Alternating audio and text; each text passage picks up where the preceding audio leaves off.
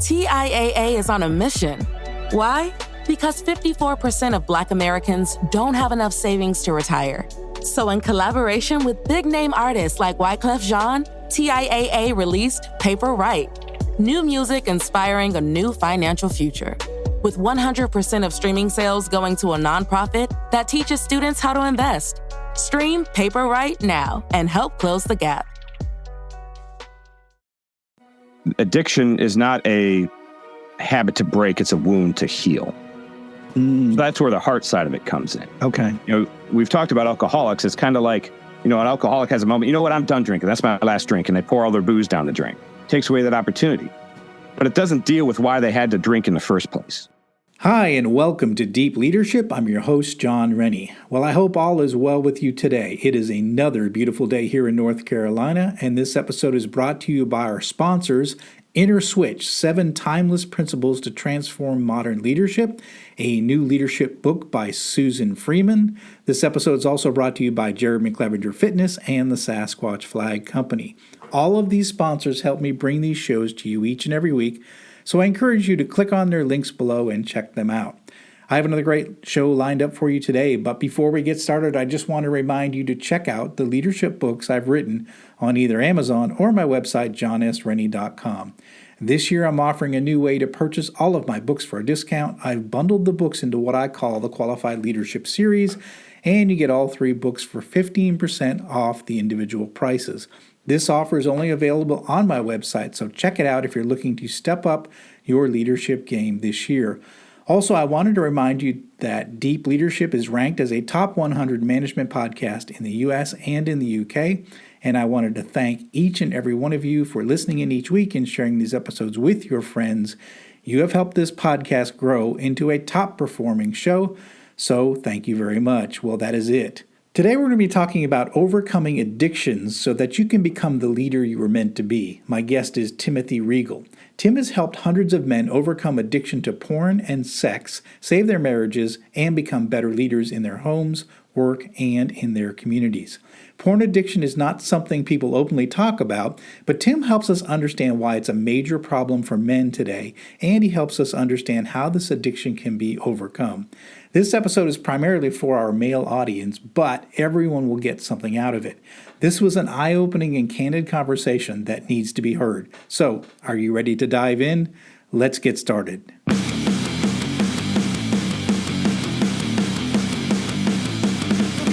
Welcome to Deep Leadership. Leadership is a people business. That's the philosophy of your podcast host, John Rennie. As a former Cold War submarine officer who spent 20-plus years leading businesses in corporate America before starting his own manufacturing business, he knows that leadership matters.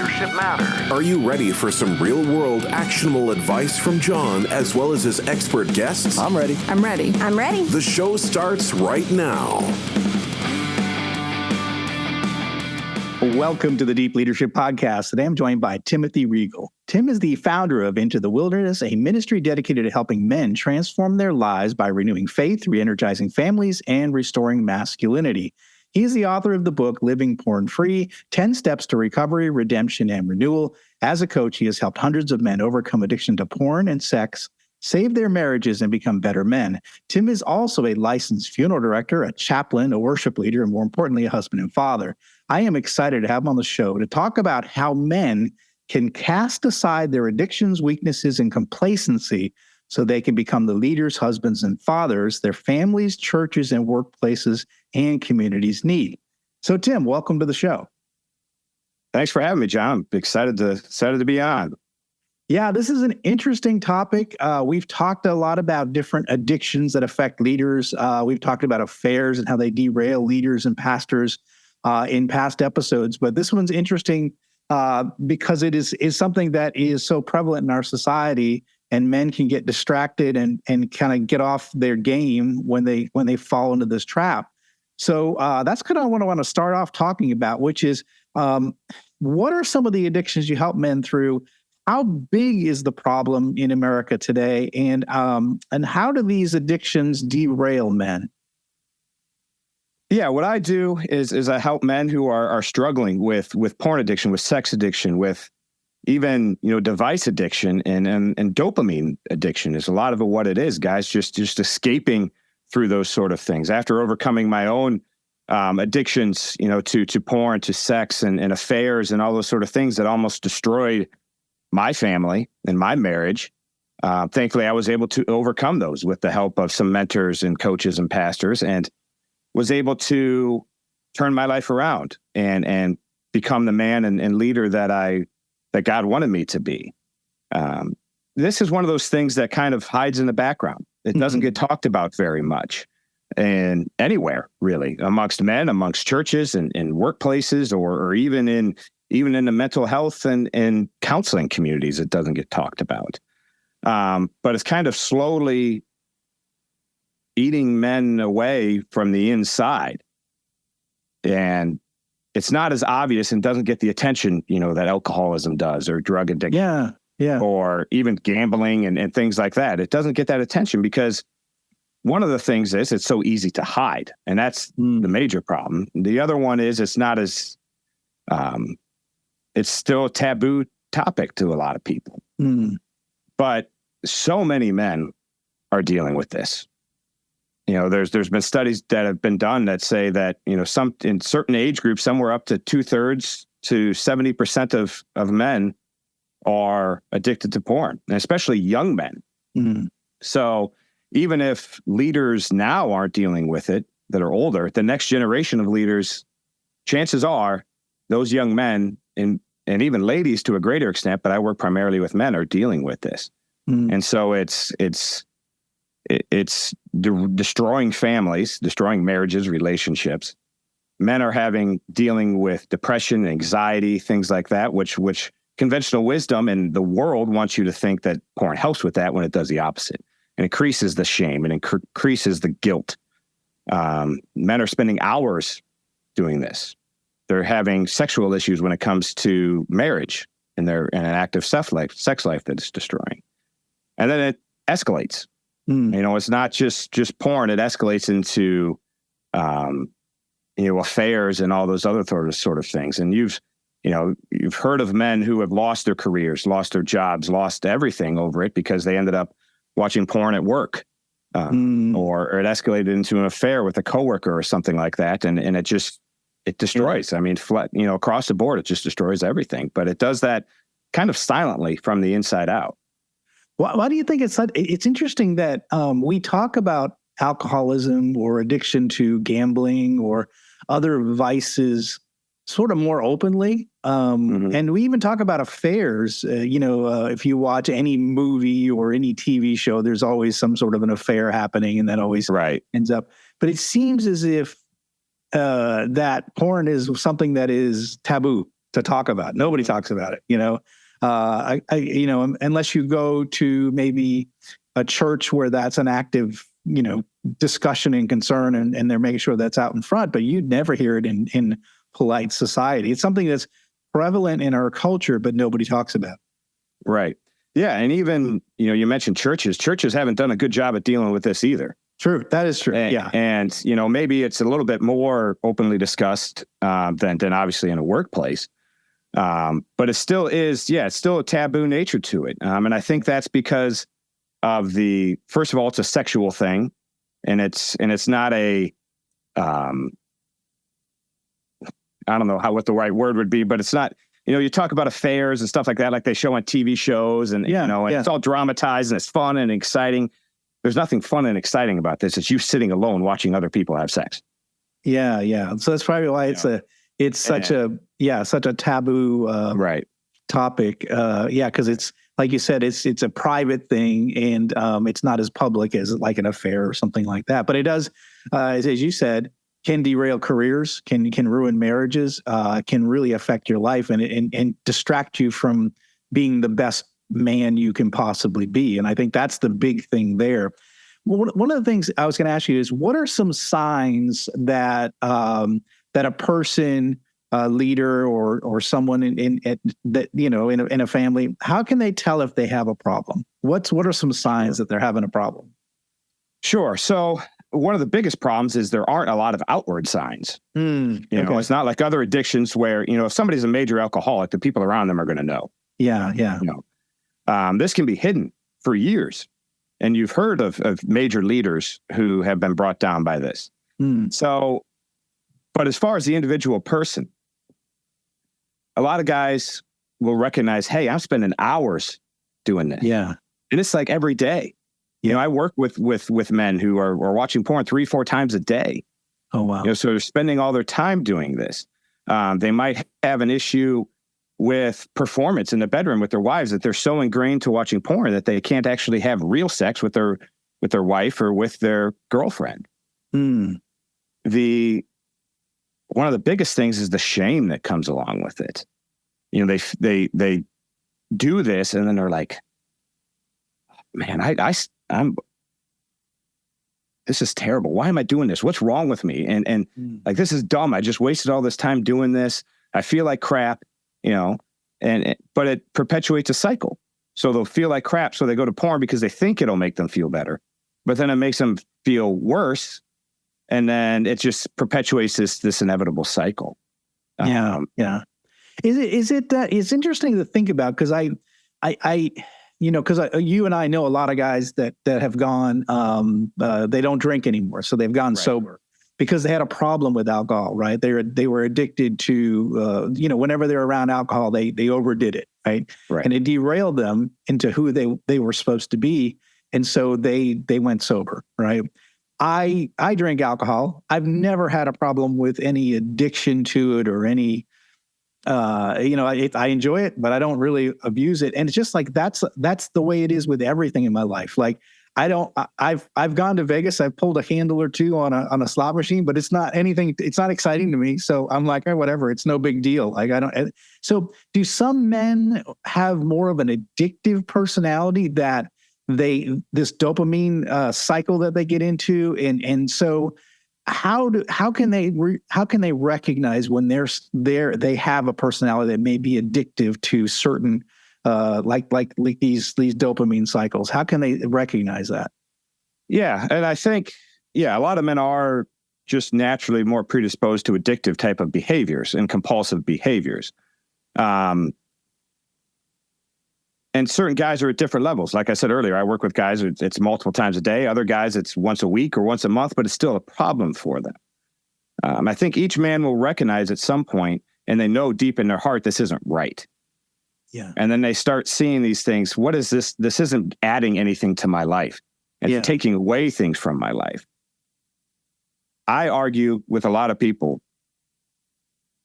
I don't see any level of porn usage that is healthy in any extent. You mentioned alcohol. I mean, I drink too. We're both kind of bourbon and cigar type of guys. Right, exactly. And that's okay in moderation, because that's not it's an enjoyable thing. We can do that. I don't think that's the same way with porn, because I don't think it's giving you it's not a relaxing thing. People think, oh, well, I just do this to blow off some steam and some stress and do that. Yeah, but it's destroying you from the inside out. Yeah. And one of the most dangerous things about porn is that, unlike other addictions where you just need more of it, if you're an alcoholic, you just drink more. If you're a drug addict, you just do more drugs. With porn, it's not that you need more, you need new, you need different. I see what you're saying. Okay. So guys don't just watch the same video over and over again, like a guy that would just drink more of his favorite whiskey. It's always got to be something new, something novel. And that's where it gets really dangerous. Because it may start out very, vanilla, I guess, to use that, the sexual term. But you're constantly needing new things. So guys get into fetishes. They get into escorts. They get into affairs. They get into all this sort of weird stuff when they turn around a couple of years later and they're like, how in the hell did I get here? So it's truly like a gateway to escalation, which is... Oh, it's definitely a gateway drug. I believe that. It's just, I don't think it's... And, it's obviously going to cause issues in your marriage, your relationship. No woman wants to be with a man who watches porn.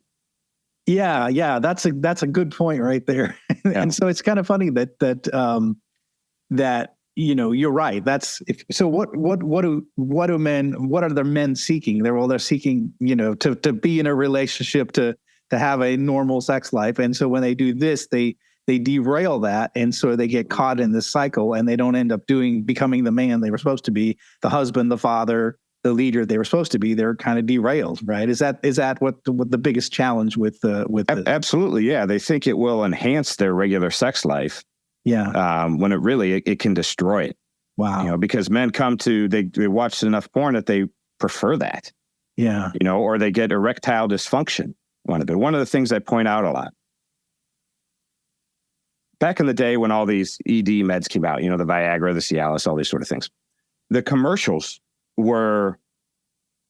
actors in the commercials were older men, guys in their 50s, 60s, 70s, where that's a legitimate medical problem. Yeah. Look at the commercials now. You see them on, I was watching a hockey game the other night, and there was a commercial for it during the hockey game. These Hims and Roman and other ones. The men in those ads are young men now. They're in their 20s and 30s. They're not the gray hairs of yesteryear. They're marketing it to young men because young men are dealing with erectile dysfunction. That's not from any medical thing. They should be at the height of their virility. It's because so many young men are addicted to porn. They're destroying their ability to perform, and they're literally emasculating themselves. So how do you help men break free from these addictions? Mm-hmm. So I focus on two main things: habits and heart. Okay. So the habits are important because we have to understand our actions. So accountability is probably the biggest thing that I do. People come to me, I keep them accountable. They check in with me. They let me know what's going on. I check in with them. I give them support, encouragement, guidance. I may give them a swift kick in the ass every once in a while too. Accountability, building routines is very important. Understanding our triggers. So if there's a time when someone is more likely to act out, for me, it was late at night. My wife and kids are in bed. I'm downstairs watching TV. That was a vulnerable time for me. So I had to build routines that completely took away that vulnerable opportunity. Journaling is huge for me. Guys kind of just tracking their progress, being able to understand and do the self-analysis to understand where they're at. Different things like that are habitual things, working out, staying active, finding other ways to relieve stress and tension. But the problem is most guys stop there. They treat it like it's just a bad habit. And if they can just power through it for enough, as that old saying, you do something for 21 days, it becomes a new habit. If you can just power through it enough, that eventually it'll just go away. And it doesn't. Because addiction is not a habit to break, it's a wound to heal. So that's where the heart side of it comes in. Okay. We've talked about alcoholics. It's kind of like, an alcoholic has a moment, I'm done drinking. That's my last drink. And they pour all their booze down the drain. Great. Takes away that opportunity. But it doesn't deal with why they had to drink in the first place. The heart. That's where the real change, the real recovery and healing comes from. So that's where the heart comes in. All addictions at their core are a coping mechanism. They're how we learn to deal with pain.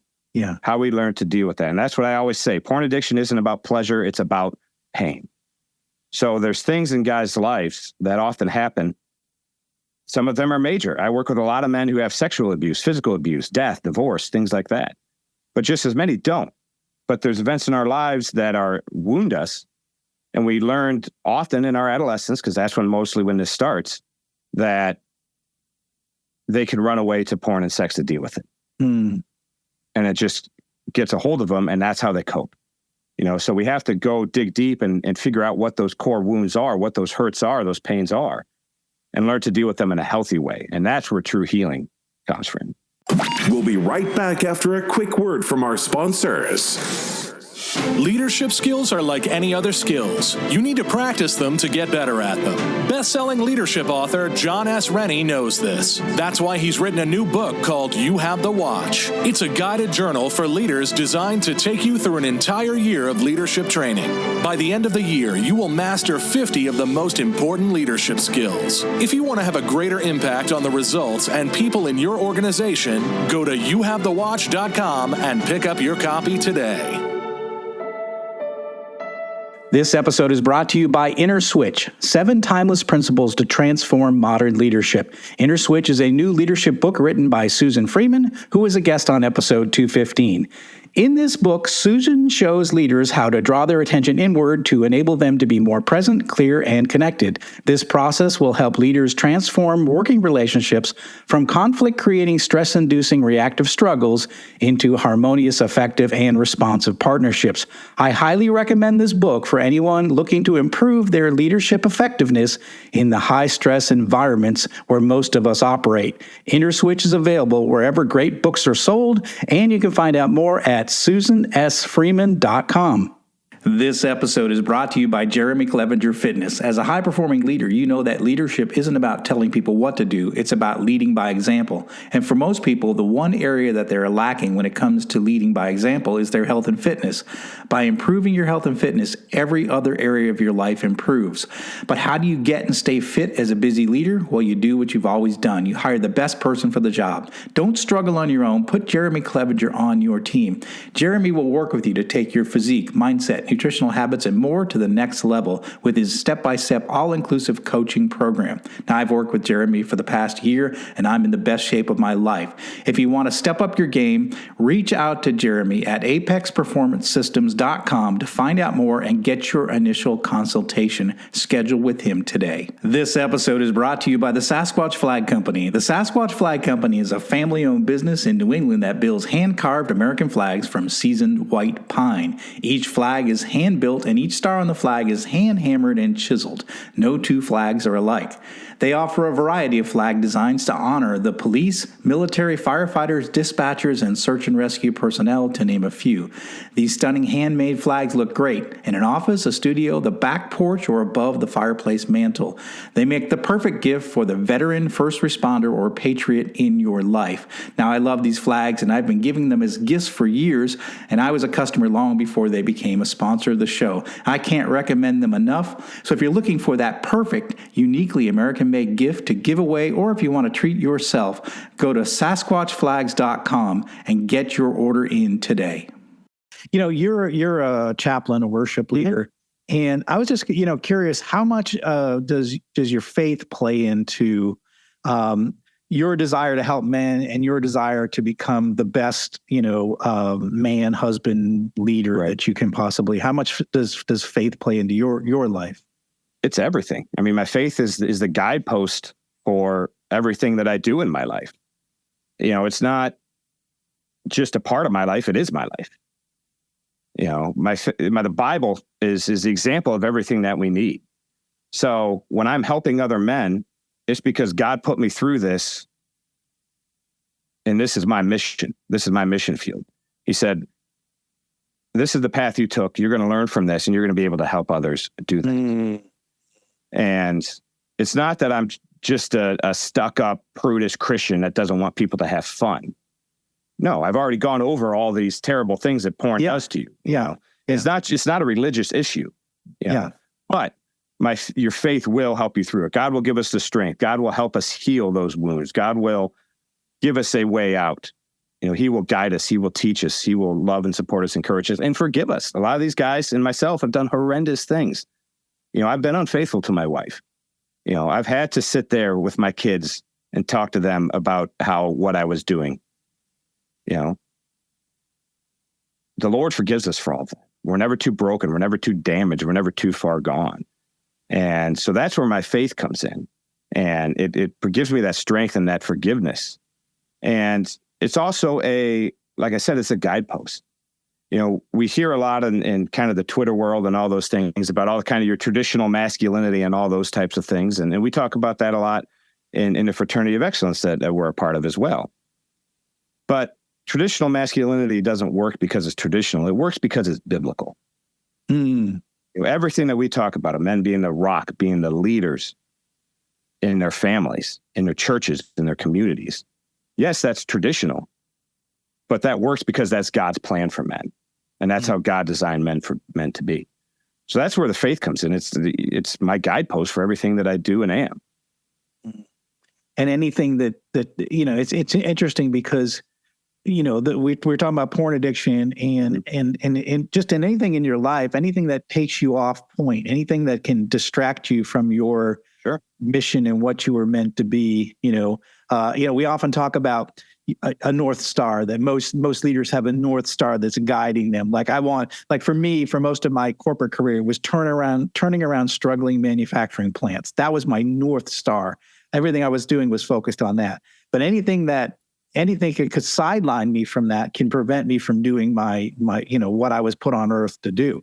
And I think that's a big part of it is, with my faith and what I believe is that we're put on earth for a purpose. God's, we're part of his master plan, and we're trying to do what we've been specifically designed to do. And anything that derails us, like addictions or what have you, take us away from our mission. It derails us and puts us on the sideline. And he doesn't want us on the sideline. He wants us in the game. And we as leaders need to be in the game doing our thing that is our North Star. And if anything like this can distract us, it's going to take us off the game. And that's problematic because then we can't do what we were put on earth to do. Right. And if a man can't lead himself, how is he ever going to lead others? Yes. And that's what a lot of this is. Men are giving into compulsion or giving into addiction. They're not dealing with the real issues and leading themselves. Say, hey, this is a problem. I need to fix this. Yeah. And if you're not able to master yourself and lead yourself and have not just self-control, but understand who you truly are and not run away from the issues. Like the same, a leader in a workplace, if they're just sweeping things under the rug and not dealing with them, there are going to be problems later on. Well, the same thing with the men I deal with. They're doing the same thing, sweeping these problems under the rug, not dealing with the real issues, and it causes problems. I talk about it a lot in my books. I was trained as a firefighter in the Navy. We were taught to run towards the fire. And exactly. so many people, so many leaders I see do exactly what you just said, is that there's a fire burning somewhere and they ignore it. And they just said, it's okay. Right. It's fine. And then it ends up, starting with a spark and then a smolder, and then it turns into a bigger fire. And then suddenly their career is derailed. Their life is derailed. Their marriage is derailed. So you're saying, run to the fire, put that out. Don't even give it a window into your life. Exactly. Yeah. One of the things I was curious about is that you're a leader in both work and in your church functions and what you do helping men. One of the things I always think is very interesting is and also you're also a leader in your community is your leadership approach, especially around leading volunteers? Because I always think that's one of the most difficult things that we can do as leaders. That's why I always think that pastors have the hardest leadership job of any leadership job, because you're leading an army of pure volunteers. So just curious to know your approach towards leadership and how you come at it from your perspective. Right. The best example I ever had of that was my dad. My dad was a pastor for 50 years. I grew up in a pastor's home, grew up next door to the church all the time. And so he was just a perfect example of a spiritual and church leadership that I've ever seen. And the most important thing that he did, I think, and that I've learned and applied to my situations, is to always keep the purpose in front of us. And especially in church leadership and volunteer leadership, keep the purpose in front of you. What are you doing and why are you doing it? In church, we're honoring God, we're serving God, and we're serving other Christians and other believers. It's not about, especially with me, where I was a worship leader, and I come from, I'm a punk rock guy. I played in punk rock bands for years. So for me, the performance, I wanted to be a performer because that's what I did for a long time. And I couldn't allow that because that's not what I'm here for. I'm here to worship God. And so it's not about putting on a show. It's not about us. It's not about glorifying ourselves. It's about serving God. And I think the more we keep that in focus, even outside of a church, if you're doing a volunteer organization, a community group or something like that, I'm also involved with the Masonic Lodge in my town. And, kind of the same thing. The Masonic Lodge is, the mission of the Masonic Lodge is to take good men and make them better. And that's what we do. We bring men together and we teach them and instruct them. And we do community events. We do charity work. We do all those sorts of things. And that's the mission and the purpose. And so keeping that goal in the forefront, it's not about making money with volunteers. It's not about how many butts you can put into seats with volunteers. It's about the mission and the purpose, and make sure that doesn't get lost in the meetings and the committees and all those type of things that often happen within those type of organizations. Keeping that goal front and center, I think, and keeping the eyes focused on that is really what is essential to leading those types of people. I love that. It's funny because somebody on Twitter this morning just actually pushed back on me, and they said, "What's more important, the mission or the people?" And I was like, "That's the wrong question. The answer to that is yes, both." I've always said that it's always about the mission and the people, right? Without the people, you can't achieve the mission. Without the mission, you don't need people, right? It's the it's the connecting sauce between the two of them that, and that's a big part of ministry. It's, Lane, you're saying the mission, the goal is really important. But we got to remember that we need the people there to be able to achieve that mission. And it's the that's the trick in leadership, is connecting people to the mission and making sure that that's always there. And, it's a little bit of a balance too. If you focus too much on mission and you forget the people, you get in trouble. Yeah. If you focus too much on the people, you forget the mission, you also get in trouble. So that's where, it's, Jocko calls the dichotomy of leadership. It's this balancing act that we play, that in almost every leadership element, there's a balance between one end and the other end. Like if you're too nice, you have a workforce that gets away with just about anything. If you're too cruel, then it's you have a toxic workplace. So you're always looking for balance in leadership. And I love that you say that the mission has to be forefront, in the forefront. Can't just be about people. It has to be people and the mission. So right. Fantastic. One of the things, I have never interviewed a funeral director. So, and again, that's a whole other rabbit hole we could go into. But one of the things I got to me thinking about, and I've had Jerry on my show, and we talked about his new book, Men of Grit, and he talks a lot in that book about legacy. And so, one of the things is I think you get a chance to see in your unique job that you have, is you get to see the legacy of people when in their final days. So you've been to hundreds and hundreds of funerals, viewings, and what have you. When you see what is that like when there is a funeral for someone that has made a big impact in the people around them? What is that like compared to maybe someone that has only focused on themselves and focused on their own personal self and just, maybe you could share some stories from that, because I really do think that at the end of our days is when we see the impact that we made in the world. Yeah. I think the difference is in how people grieve. And not so much in how much they grieve or, outward displays of emotion and sadness, but in the way they talk about the person, the way that they learned from that person. I've had funerals. I'll kind of start with the negative. I had a funeral a few years ago, and I'm in Eastern Pennsylvania, outside of Philadelphia. And this was a 45-minute funeral. And it seemed like the only thing they talked about was how much this guy loved the Eagles, the football team. Oh, wow. Yeah, yeah. And everybody that got up, he was every Sunday he was sitting there with a cold beer watching the Eagles and screaming at the TV. And I'm sitting there thinking, this is the best memory you have of your father and grandfather? of him sitting there drinking a beer, bitching at the Eagles. Like, that's sad. Yeah. Like, I hope my family has a lot more to say about me.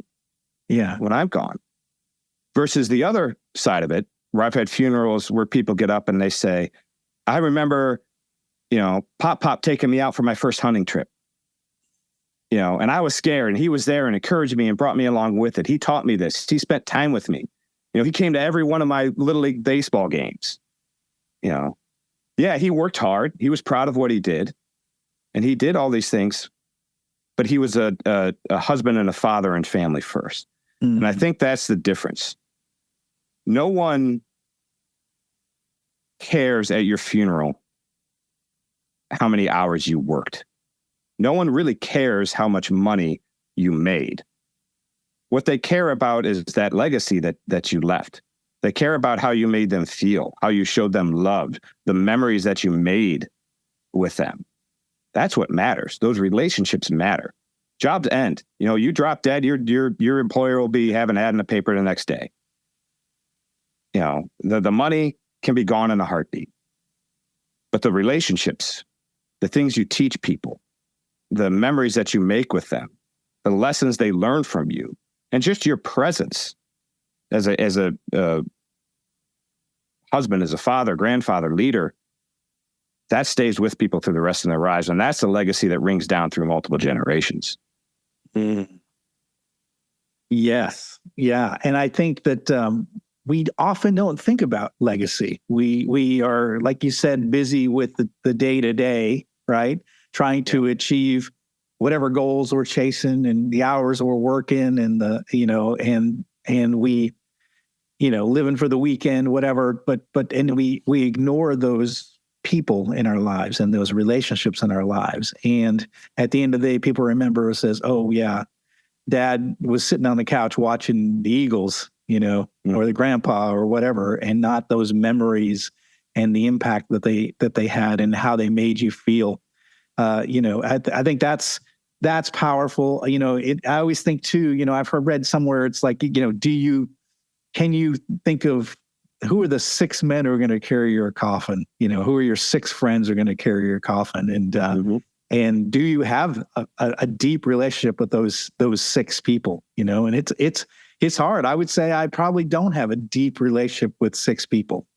I have probably 3, 4 maybe that are close to me. And I think it's something to think about. I think with Jerry's book and the work that you do, you help me remind me of the idea of legacy, because I think it's really important that we don't get distracted in what it means to be a leader, right? And all about the growth of our companies and our organizations and our missions, that we forget about the impact that we're making on people's lives. And I often talk about that leaders are like a pebble dropping in a lake, and they create these positive ripples. And if we're doing it right, we're going to impact everyone around us in a positive way. And if we're doing it wrong, all we're doing is creating a lot of problems in our wake. And I think that legacy is something we need to be thinking about more in our lives, whether it's with our families, our work in the community, and our work and what we do at work. Legacy has to be a big part of it. And I think you have a unique perspective because you get the chance to see, that end of life celebration more than most people do. So that's an interesting perspective. We've had a good discussion. We've talked about a lot of things that relate to, things that can derail you from your mission and become a better leader, a better husband, better father. What are some final messages you want to leave with our audience today? My message is always this, that there is always hope for you. You're never too far broken. You've never made too many mistakes. You're never too sinful or too shameful or too any of those things to find healing, to find restoration, and to become the man and leader that you're meant to be. So many people I work with think that they're, I'm just broken. I'm messed up. I don't deserve happiness. I don't deserve any of this. I'm just a piece of crap. And that's not true. There's always hope. I thought I was too far gone for many years too when I was in my addiction. You know what? I'm just, this is too hard. just throw in the towel and give up. I'll accept whatever horrible life I have. But my message is there's hope. I overcame this. I turned my life around. I saved my marriage, saved my family. The Lord forgave me and brought me through redemption into serving him and honoring him. So don't give up. No matter what you're facing, whether you're facing addiction, whether you're facing, crises in your life, and it seems like the world around you is falling apart, there's always hope, and never give up, and keep fighting. And if you need help, reach out for help. Don't try to fight the battle alone. These things we do, it seems like it's a solo thing and it's a shameful thing and you want to keep it hidden, but you need help and you need guidance. And so reach out for help and get the help that you need. Well, fantastic. That's a great segue. How can people find out more about you and what you do to help your book and just your book and the services you provide? Yeah. The book that I wrote is conveniently right over my shoulder, just like yours. It's Living Porn Free, 10 Steps to Recovery, Redemption, and Renewal. And that's my guidepost for helping men overcome porn and sexual addiction. Best place to find me is online, social media, Twitter, at Timothy Reigle. Instagram's the same. And my website is just my name, timothyreigle.com. All right, great. We're going to put links in the show notes for those resources. And again, man, this is primarily a message to you if you are struggling with this addiction and dealing with, porn or sexual addiction. You got a resource right now. Look in the links in the show notes. You got a resource. You can reach out to Tim. He's going to help you basically get on the right path. And like you said, there's hope. So if you feel like you're struggling, you feel like you've gone too far, you're not, and there is a path forward. Tim has left us with a lot of great messages to think about as far as how to become the best version of ourselves that we can possibly be. So, Tim, thank you for coming on the show. Thank you for sharing this sometimes taboo topic, but something that we need to bring out and talk about. And thanks for what you're doing to help men get through this. Thanks, John. Glad to have been on. Well, thanks again. Well, that's it for today. Thank you for listening to Deep Leadership. If you like this podcast, please subscribe and share so we can continue to build a world with better bosses. Until next time, this is John Rennie saying take care and lead well.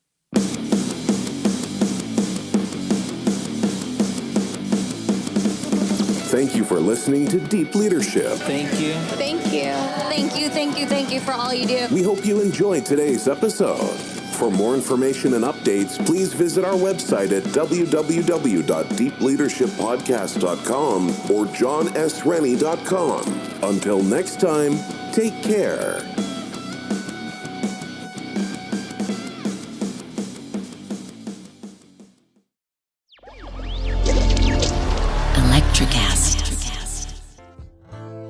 Welcome to Tuning Into Sound Wellbeing, where we harmonise your mind, body and soul. I'm Amanda, your sound therapy expert. And I'm Stephen, the curious explorer uncovering the mysteries of sound. Together we explore vibrations, frequencies and the power of sound therapy and tuning forks. Discover ancient wisdom, reduce stress and tune into a healthier life. Subscribe to Tuning Into Sound Wellbeing today. Welcome, explorers of the human experience. This is Let's Talk Soul, and I'm your host, Claudia Monticelli. We're not afraid of the great mysteries of existence here. Soul versus consciousness, we're on it. Spirituality versus science, we've got that covered too. Join us in navigating these profound topics with wisdom, curiosity, and a dash of audacity. Whether you're a spiritual veteran or just starting your journey, Let's Talk Soul is your passport to the unknown. Let's Talk Soul, diving into the depths of the human spirit. Subscribe now wherever you get your podcasts.